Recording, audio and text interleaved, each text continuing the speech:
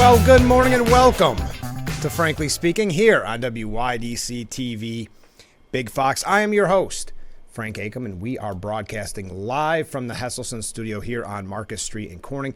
We have a lot to discuss today. I know I've been putting off having guests back in the new year, not for any other reason, just that we had a lot of catch up to do, but that will resume shortly, so have no fear. We're going to catch up on some comments that we received since the last broadcast. That's coming up in just a second. We've got some updates on New York State as well as local. I did want to, before I mention some of the comments that we received, this is an update from a story that we mentioned yesterday. In the Rochester, New York crash at the Kodak Center, investigators are saying they've identified no connection to terrorism in that crash near the Kodak Center.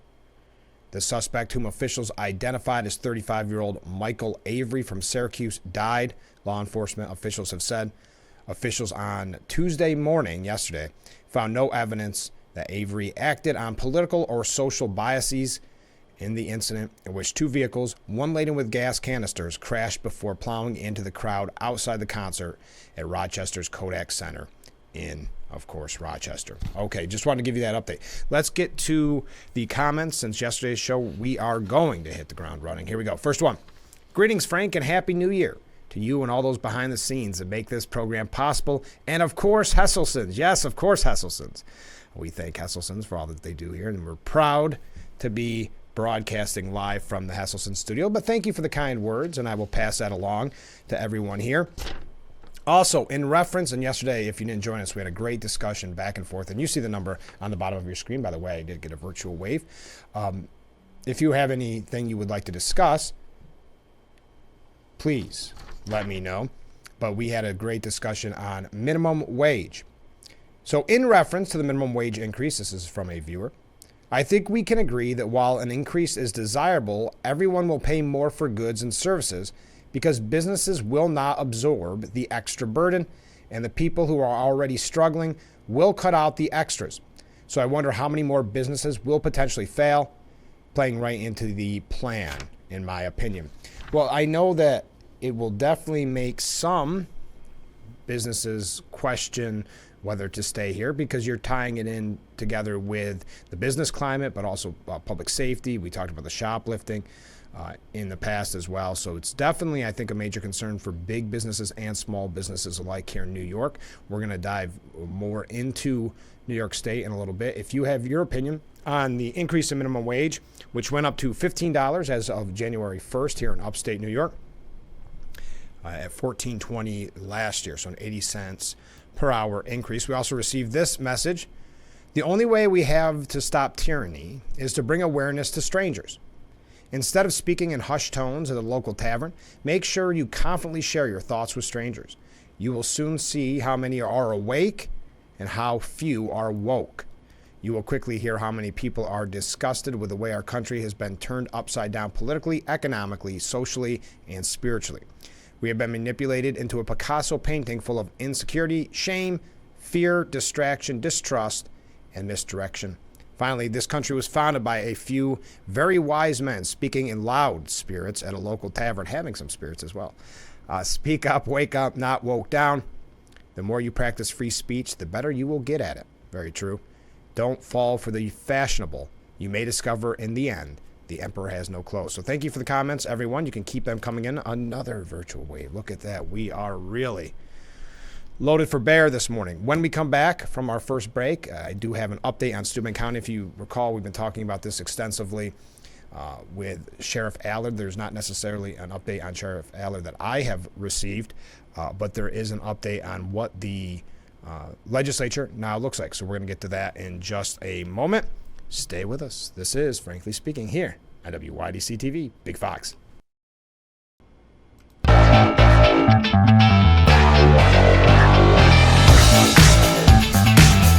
And we are back, broadcasting live from the Hesselson studio here on Marcus Street in Corning. This is Frankly Speaking.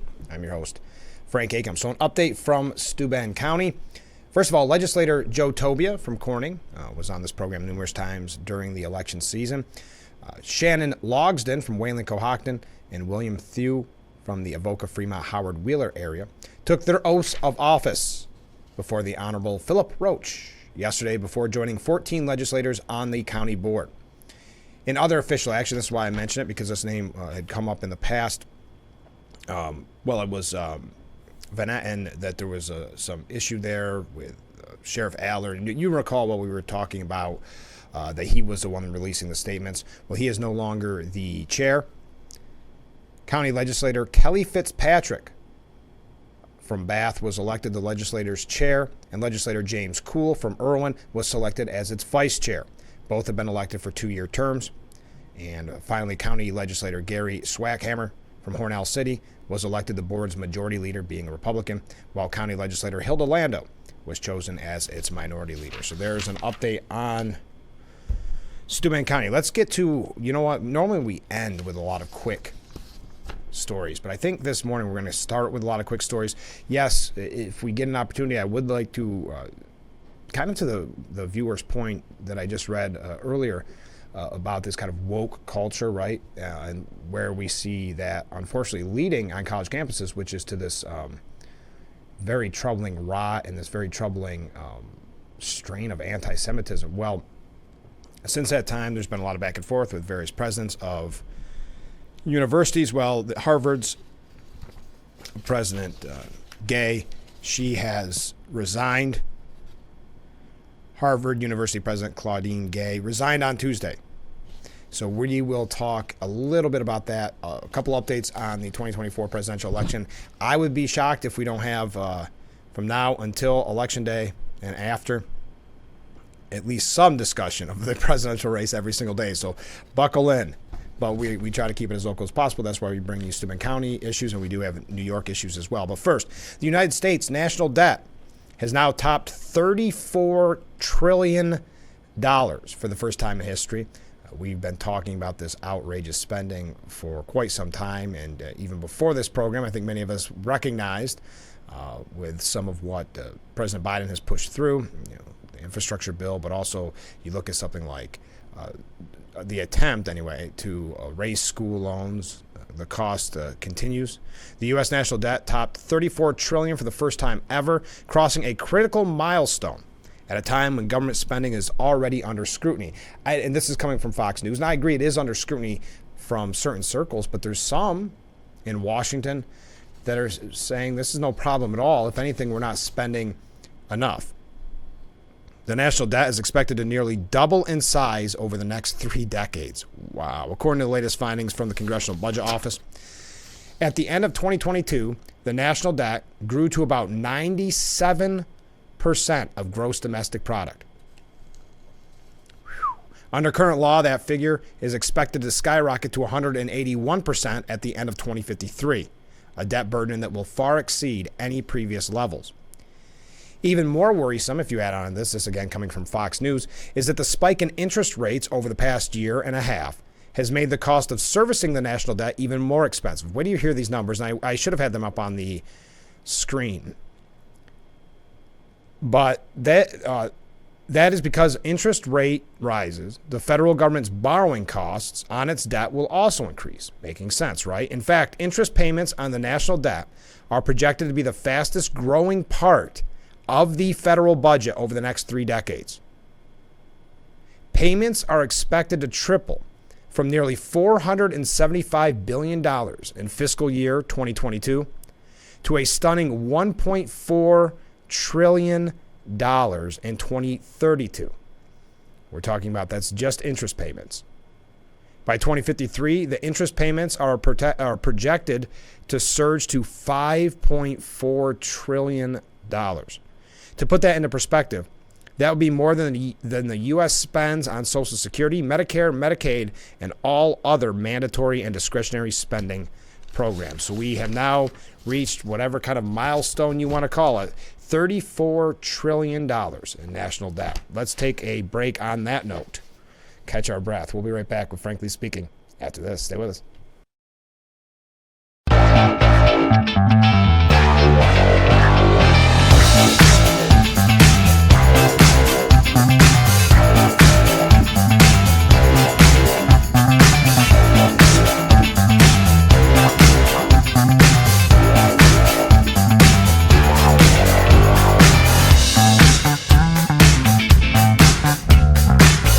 looking at that beautiful view of Market Street. A little extra time for you this morning. Welcome back to Frankly Speaking. Thank you to everybody who have been reaching out on this program. And yesterday, too, we had lively discussions. You see the number on the bottom of your screen. One person saying we are like the virtual tavern. I agree. A lot less cussing, but we are very much like a tavern. But you can reach out right there at that number. I like this. 500 credit score, government policy people. Yeah. Yes, the government policy people, the geniuses behind the scenes. Wouldn't it be interesting to see their credit score? Spending like they have it. Yeah, it's other people's money. That's very easy to spend, I suppose. Like the saying goes, you can't take it with you. I guess not. That's how the government is spending. And speaking, since someone had mentioned this is like a virtual tavern, well, I guess you could say the government was a proverbial sailor at that tavern. Spending like a drunken sailor. $34 trillion, our national debt. So a couple other quick stories before we dive in depth on a few. Another House Republican is planning an early exit from Congress. We know McCarthy departed at the end of last year. Now Representative Bill Johnson is planning on an earlier than expected departure this month to become president of Youngstown State University. Now, why is this important? He's out of Ohio. Why should we focus on this? Well, Johnson's resignation will leave House Republicans down yet another vote as they try to pass key spending bills with a razor-thin majority. Republicans will be down to just 219 seats to the Democrats' 213 once Johnson leaves. He submitted his letter of resignation on Tuesday. Peterson said, and this is coming from, by the way, Axios, Peterson said Johnson's resignation will take effect on January the 21st and that he will begin work at the university the next day. So here's a scenario where he's giving the government his 2-week notice. That's interesting. Well, I guess you kind of saw that with McCarthy. Anyway, another update for you on this morning's Frankly Speaking. Oh, speaking of updates, Senator Bob Menendez has been charged with receiving gifts from Qatar or Qatar, depending on where you watch your news. In new allegations in corruption scheme, federal prosecutors allege Senator Bob Goldbars Menendez accepted race car tickets and other gifts from Qatar as part of a years-long corruption scheme. Just an update. I'm not going to go through all of this. I don't think there's a lot of surprise here. I think the biggest, the optics-wise, not the first go-around on this. He got away that first time. Or found guilty, I shouldn't say got away. That's a biased way of saying it. He was found not guilty the first time. But then when you found gold bricks, that's a whole nother case. Gold bricks, and that's why people have said he shouldn't be on the committees on foreign policy because of this information alone. Interesting. Just another update. Okay, New York. I promised you I'd bring up some New York State issues. How are we doing on time? We're doing just fine. Again, the number on the bottom of the screen if you'd like to weigh in on any of these. Bob Menendez. Republicans losing another.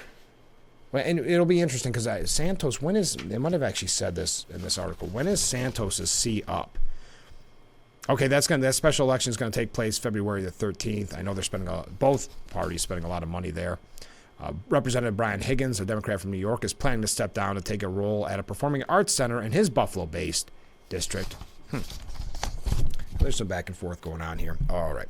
6 issues that could be at the top of New York lawmakers' to-do list. We're going to go through this quickly because I do want to talk about Harvard. I also want to talk about 2024 as well. And then maybe a few other cases. There's a lot of, and I'm not saying wishful thinking at all.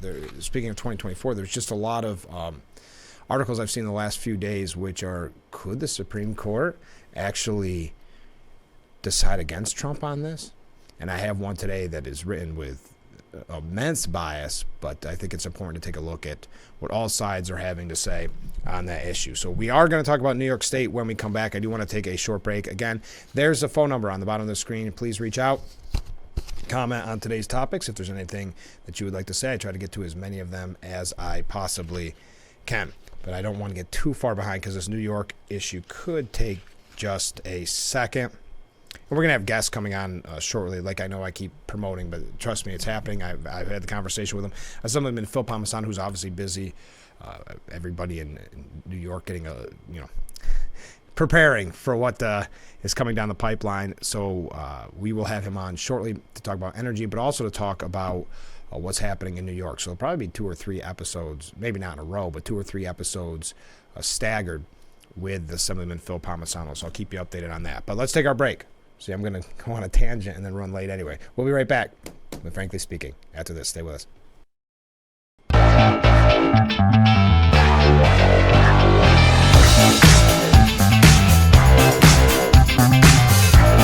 We are back. Welcome. Sorry, had a couple technical issues. We are back, and I thank you for joining us, I should say, to Frankly Speaking. I'm your host, Frank Acom, broadcasting live from the Hesselson studio here on Marcus Street in Corning. Received this comment. We were talking about Senator Menendez, Bob Menendez's sticky legal issues, receiving gifts or being charged with receiving gifts now. This is on top of the last charges from Qatar and new allegations and corruption scheme. Good point here. If they remove Menendez, they no longer have the majority. Yes, the majority in the Senate no longer to the Democrats. Maybe that's why this could be taking quite a while. I'm not sure. Last I knew, and I tried to look it up real quickly during the break, last I knew he was talking about running for re-election.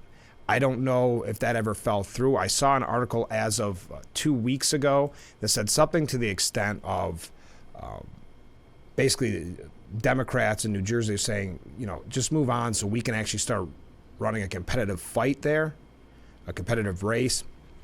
But you know how sometimes that works out. All right, so, we've got some really good points here. I appreciate the comments. We're going to talk about Harvard in just a second, okay? I promise you, because you're right. There's a lot of issues going on there. Just quickly, the 6 issues that should be at the top of New York lawmakers' to-do list.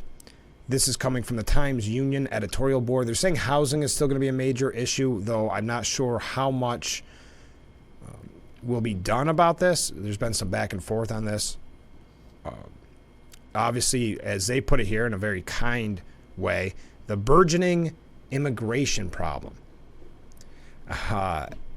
Ms. Hochul should make maximum use of her bully pulpit and get other governors facing similar pressure to do the same, to press President Joe Biden and Congress to fix the nation's deeply flawed immigration system.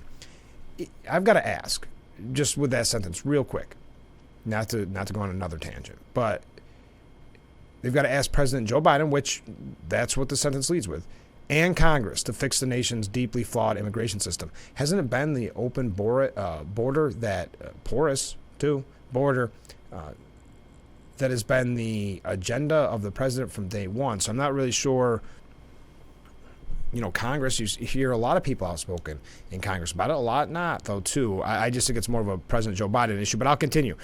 We've also urged the state to take a broad look at the multiple crises in healthcare, a sector that is struggling with shortages of nurses. Yes, that's a major issue. Home health aides and nursing home workers, along with growing maternity care deserts. Better salaries, stronger enforcement of minimum staffing rules, and other incentives like tuition debt forgiveness are among some of the more obvious actions the state can consider.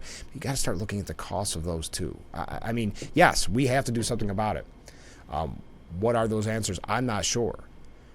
But we've also got to not always look at throwing money at the issue, though in this situation, I think many of us would agree that nurses and home health care aides and nursing home workers deserve, especially after the early days of COVID, deserve much more, I'm sure, in their salaries. But continuing, and the legislature should get started immediately on fixing 2 of its worst mistakes in recent years. Go back to the drawing board to create truly independent commissions on both ethics and redistricting, because these would require changes to the state constitution, which need approval by 2 consecutive legislatures and a public referendum.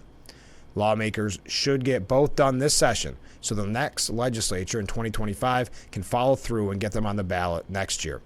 And finally, and I'm not sure if they ended this way on purpose or not, but how about population decline, which we've talked so much about here on Frankly Speaking? Of over 101,000 people last year and more than 630,000 since the start of COVID. It's not just political talking points anymore. It ought to concern everyone regardless of political party. But again, you've got to look at the policies in Albany that are creating this. I don't think they take a look at it seriously. Now, I'm not talking about the Times Union. I'm talking about Albany. Because you look at the business climate, you look at public safety. Are they taking any of this seriously? I don't truly believe so. But I think that was more of an update I wanted to bring to you since yesterday's discussion on minimum wage, just a little bit more on New York. Okay, now let's jump to, as many people are commenting on already, and I haven't had a chance to talk about it yet, which is Harvard. With Harvard's Claudine Gay resigning. But I think it should be and one of the viewers way ahead of me on this, you're right. It should be noted that even though she's leaving as president, she will still likely earn nearly $900,000 a year, despite forced to resign from her position as the school's top administrator. This coming from the New York Post. Political science professor Gay, who stepped down amid a tempest of allegations she did not do enough to combat anti-Semitism and academic plagiarism, will now return to a position on the school's faculty. Yes, because that's really going to weed out these problems that Harvard is having, the rot that we talk so much about. Prior to being named president just 6 months ago, she earned $879,079 as a Faculty of Arts and Science Dean in 2021 and $824,068 in 2020. Her new position was not specified on Tuesday, but she is expected to receive a salary comparable with that what she previously received, if not higher. So she may be closer to the $1 million mark. This is after resigning as president because of plagiarism allegations, because of not doing enough to combat anti-Semitism. The list goes on and on, and that means you've learned your lesson and how to fix the problems in higher education. It is also unclear how much of her salary, meaning presidential salary, of roughly $1 million that she would be entitled to after only serving the post for 6 months. So yeah, does she get the full year? Elise Stefanik, who's been so outspoken about this, who is a Harvard graduate, she's been arguably the biggest critic, or having the best opportunity to be a critic, ripped the decision to allow her to remain on the faculty. Stefanik argued that Gay's plagiarism charges are an indelible stain that mars the school's legitimacy. And of course, we've seen this from students past and present who said, we would have been booted out from this quote-unquote prestigious university for these same charges. She's not fit to be a faculty member, Stefanik told the Post. It is unacceptable when you have students at Harvard who would be expelled for plagiarism to allow a faculty member who has nearly 50 examples of plagiarism in their very slim body of academic work. It's absurd, and everybody knows it. Harvard knows it too. Well, I think it basically shows that they're not taking this seriously. Yes, they're not happy with the over $1 billion in lost donations. Yeah, they're probably not happy with that. But at the end, you've got people that have lived in an academic bubble their whole lives, almost from cradle till whenever they retire. And they're always surrounded by yes men. They're always being told that they're the smartest people in the room. So they don't care about the money. This is about some type of political agenda. This is about, hey, you leave us alone. We're academia. You're not supposed to question us. We have some examples of what students had to say about this as well. But the media, when someone gets caught with this is an interesting take on the media for just a second. When someone that they maybe support gets caught doing something like that, it's not to blame them or to question them. It's to blame the people that brought out the plagiarism issue. And that's what we saw at CNN's News Central. And CNN reporter Matt Egan stated that some of the initial plagiarism allegations against Claudine Gay, quote, came from activists. Not activists who were fired up about academic citation. It was really right-wing activists who feel that a lot of these Ivy League presidents are too liberal. Feel that they're too liberal. So that's why they call them out on plagiarism. So it's the right wing that are the problem in this scenario. And that's, to Egan's point, that's what they're thinking behind the scenes at the college or at the universities as well. and that the charges against Gay were, quote, more like copying other people's writings without attribution, and, quote, more sloppy attribution than stealing anyone's idea. So it was really, in all of this, to blame. It wasn't the downplaying of anti-Semitism, not being able to call out genocide. There wasn't anything like that. It wasn't about her nearly 50 charges of plagiarism from a president of a university. The real problem were those that exposed it. The real problem were those that had the audacity to question academic elites. And some would argue, to use his phrase, if he's going to use right-wing, liberal elites. Stefanik also weighing in more than what she did on the Post. I should mention, we start to just use people's last names, but House Republican Conference Chair Representative Elise Stefanik said it should not have taken the Harvard Corporation Board this long to demand her resignation. And I believe as we continue our congressional investigation that we will uncover what will be the greatest scandal in higher education, because the Harvard Corporation members themselves are complicit in this cover-up of her plagiarism, and again, most importantly, their failure to protect Jewish students on campus. That's a very good point, something that maybe gets overlooked because they've tried to downplay it in a lot of the coverage of this. But yes, keeping Jewish students at Harvard safe and protected. But going back to the plagiarism, how did this corporation not know about this ahead of time? Were they covering it up? Stefanik suggesting maybe it's a cover-up more than an ignorance. But she continued before we go to break. This accountability should not have happened. This accountability would not have happened if it were not for that congressional hearing. And I think that it forced greater scrutiny of her position as the president of Harvard. And you have to remember, she was elected as president of Harvard in a shorter executive search than any other previous president. And they should have found out that there were 50 credible allegations of plagiarism. And the fact that the Harvard Corporation, we now know, knew about that before the congressional hearing and tried to cover it up and threaten media outlets to sue them is a disgrace. And that's another thing that's been overlooked. Harvard Corporation did threaten the New York Post. The New York Post seems to be in the middle of that a lot, don't they? Same with Hunter Biden and those type of things. We've got more on this when we come back. Please weigh in. You see the number on the bottom of your screen. But we've got to take another short break, so stay with us. This is Frankly Speaking here on WYDC TV. Big Fox will be right back.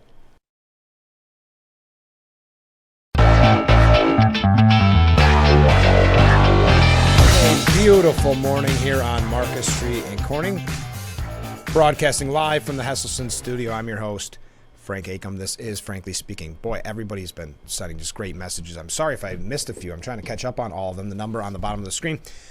We were talking about some issues that New York has to address. One being healthcare in the sense of nursing home shortages, nurses in general shortage, home healthcare. This coming from a viewer. Remove the socialist mandate of having to get the COVID shot. Problem solved for nursing. I know that was a major, major issue. At the time, a lot of people losing their jobs, taking that stand. Also, on a completely different topic, and that's the kind of show we're having this morning, but I love it. I gotta say, I think it's going well. Why is Gay allowed to continue in a faculty position or any other position at that university?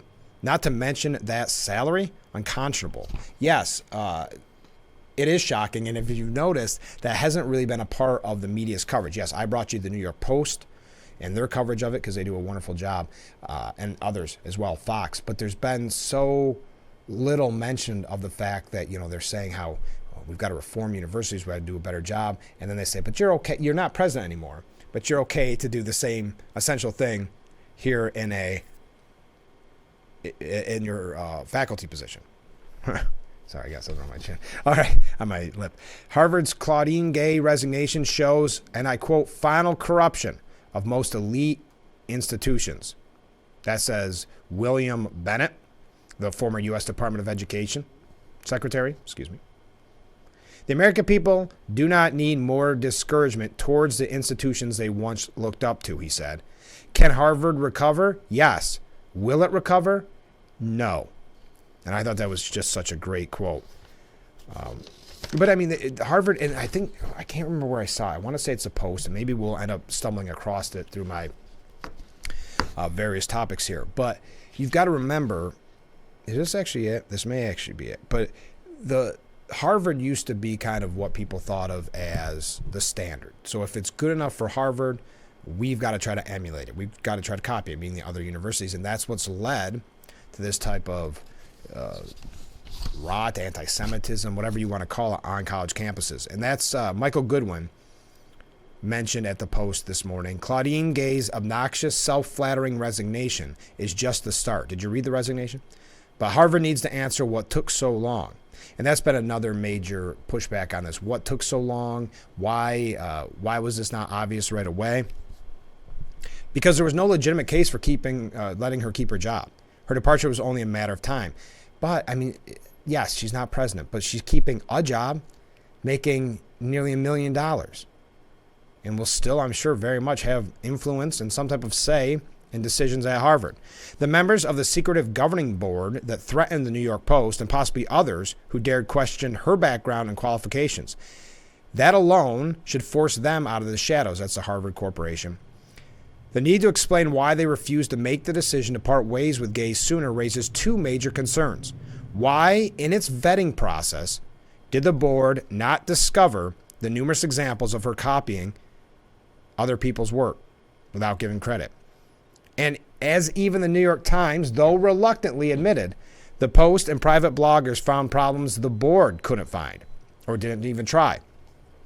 And why, when rampant plagiarism emerged, did the board continue to ignore or downplay her unprofessional work when some examples that surfaced violate the standards Harvard imposes on faculty and students? Yes, okay, we understand maybe it's the same standards as on faculty, but you got to remember the students too. How many students, careers, you could argue life, because, Harvard, pretty big, at one point, a pretty big addition to your resume. How many lives were ruined, careers were ruined because of maybe someone doing far less than 50 cases of plagiarism?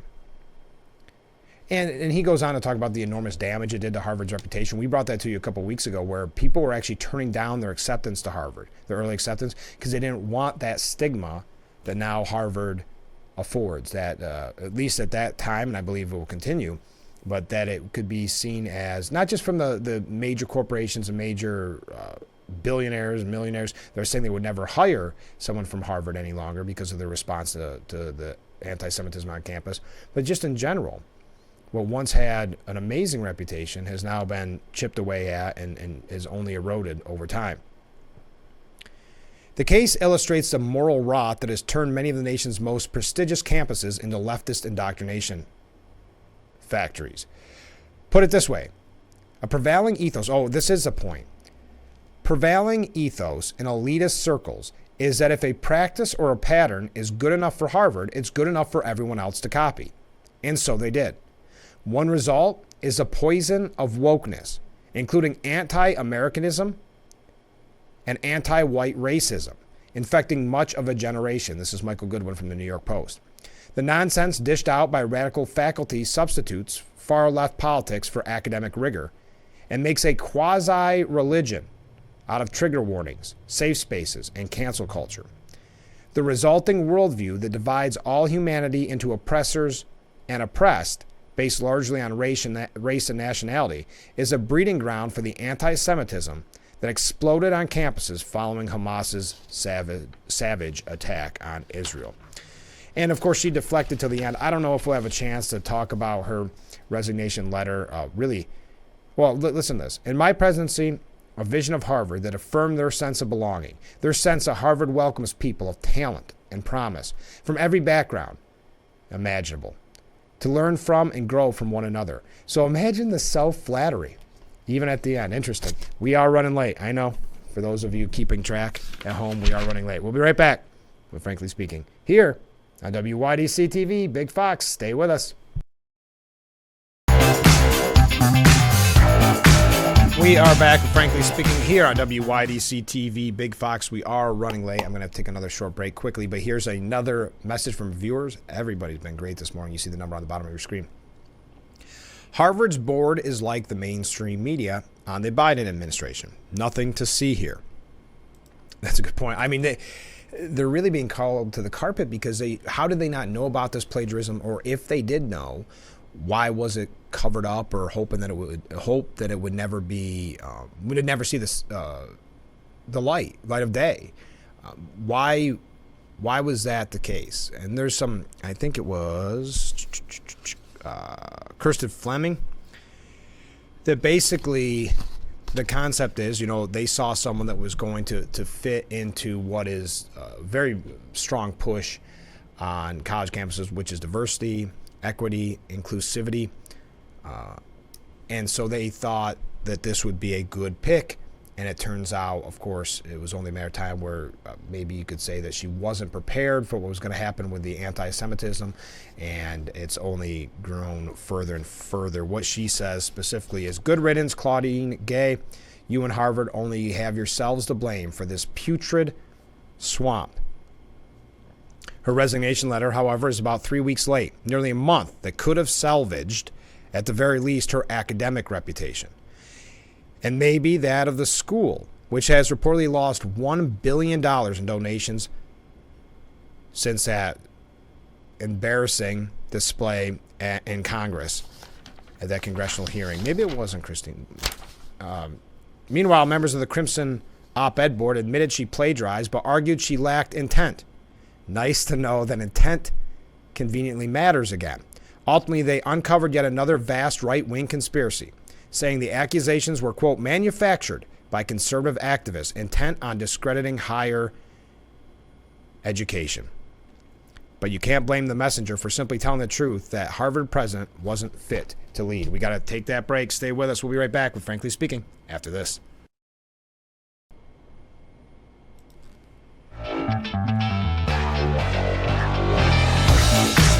We are back with Frankly Speaking here on WYDC TV Big Fox. We received a voicemail.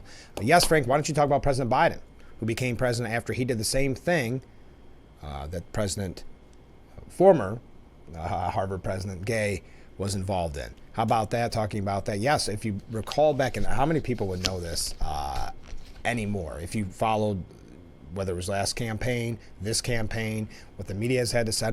But back in 1987, Joe Biden stepped down from his presidential campaign because of allegations of plagiarism. He has a long history of plagiarism. So is there something to be said there about academia, which is very much known for having left-leaning ideals, and someone like Biden, left-leaning ideals, and the quickness to go to plagiarism.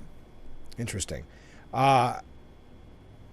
Let's see. Oh boy, I'm seeing all these great comments coming in. I've got to take one more break, so I'll try to get to it. Yes, someone else commented on this. Hannity is moving out of New York to the free state of Florida. I saw that. Just another example of what we brought to you on this program numerous times, is the people that are leaving. And in this case, it sounds like because of the lack of freedom, which New York is voted as having the least amount of freedom. I want to say we're either 50th or 49th, meaning not good. So yes, I was actually, if I'm being honest, I was surprised to hear that Hannity was still here. So let's take our last break. I'll try to get to the last few comments. We've got a couple quick things we're going to run through. Even though we started the program that way, we're going to end it that way too. So stay with us. This is Frankly Speaking. We are back with Frankly Speaking. We're making this quick because we've got so much to get to. A great comment here. As far as plagiarism, I have to wonder how many positions have been filled in the recent years by incompetent, unqualified persons at major institutions everywhere, education or elsewise. Yeah, maybe a nod towards Washington there. The viewer also saying they totally agree with the listener's recent message to you about the vaccine mandates. It was totally wrong. This meaning for nurses, if you're just joining us, medical professionals. In my opinion, medical personnel should be brought back with back pay. Vaxxed or not. Thank you for those comments. Keep them coming in. This has been an amazing show. Also, receiving this from a viewer. Biden graduated 77 out of 85 at Syracuse. Thank you for that. All right. The Harvard board that covered for Claudia Gay must go too, according to the New York Post editorial board. Jewish groups did celebrate this decision, or this resignation, I should say. It should have happened sooner, though, which has been a common refrain. One person even saying, it's kind of like they didn't get Al Capone for murder, they got him for tax evasion. Yeah, it's almost as if they're blaming the plagiarism and not, the lack of keeping their Jewish students safe. Hey, Fox is going to host a Trump town hall during the CNN GOP primary debate. Fox News announced yesterday that is planning to host a town hall with former President Trump in Des Moines, Iowa on January the 10th, airing at the exact same time as a CNN debate between GOP hopefuls. The Fox News town hall, set to air on January 10th from 9 to 10 p.m., will be co-moderated by Fox News' Bret Baier and Martha McCallum. Now, on the other side, at CNN, at the debate, it will only be Governor DeSantis and former UN Ambassador Nikki Haley. No one else qualified. Ramaswamy blasted that decision, saying establishment insiders will be on the CNN stage and outsiders will be speaking directly to the people. Now, if you're not familiar, CNN had a rule that the qualified candidates must receive at least 10% in 3 separate national or Iowa polls of Republican caucus goers or primary voters that meet CNN standards for reporting. One of the 3 polls must be, quote, an improved CNN poll of likely Iowa Republican caucus goers, the network added. This is coming from Fox. Ramaswamy saying, ratings wasteland CNN has not only guaranteed themselves the most boring presidential debate in modern history, with 2 career politicians reciting consultant-vetted talking points, but the network has exposed itself to be actively engaging in erroneous interference with the Iowa GOP caucus and disrespecting GOP voters. Censorship, cherry-picking polls, and legal threats are just the mainstream media's latest tactics to prop up their favorite puppet. Trump has appealed the decision removing him from the Maine 2024 primary ballot. There's a piece, we can't get to it, it's so biased. Will Trump's disqualification case be Bush versus Gore for 2024? And it goes through and hits on everybody. Republicans, the not a fan. It was actually by James Zirin, an opinion contributor at The Hill. But basically hoping, wishing that the Supreme Court will decide against Trump. We live in interesting times, and many significant issues at home and away will play out this year. Unless the Supreme Court affirms the Colorado decision, we are in serious danger of electing an insurrectionist who violated his oath of office, a self-styled dictator who says he wants to terminate our precious Constitution. So again, to prove that we're pro-democracy, we have to be anti-democratic. Interesting. Robert F. Kennedy did qualify for the presidential ballot in Utah. That's the first state to grant him access. He got the signatures required. Just wanted to pass that along to you. Okay, we are out of time. Thank you to everybody who reached out this morning. What a great, lively conversation. We covered just about everything we possibly could. I can't thank you enough. But as always, you can continue this conversation after the program. I read the messages and throughout the day and hopefully get to them on tomorrow's broadcast. Speaking of tomorrow's broadcast, I hope you'll join us starting at 7 a.m. for Frankly Speaking, only on WYDC TV. Big Fox, I look forward to it already.